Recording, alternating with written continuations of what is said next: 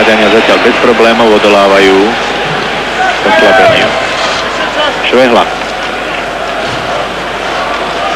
Bondra. Šanca Petra Bondru. Skúsme ten gól! Je to tam, 1-1.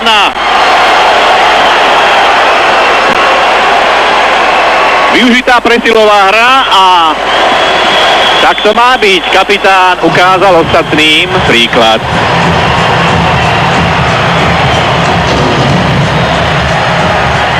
Ešte raz sa pozrite na skvelú akciu nášho Petra Bondru.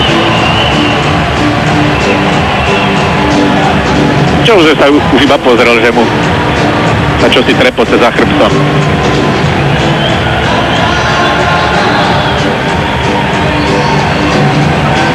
Výborne, 1-1, využili sme teda presilovú hru, Kanadiania doplatili na ten zákrok Kopiho.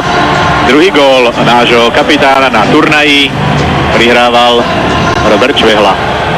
Takže teraz, keď sa o niekoľko sekúnd začne druhá polovica stretnutia, začína sa vlastne od znovu.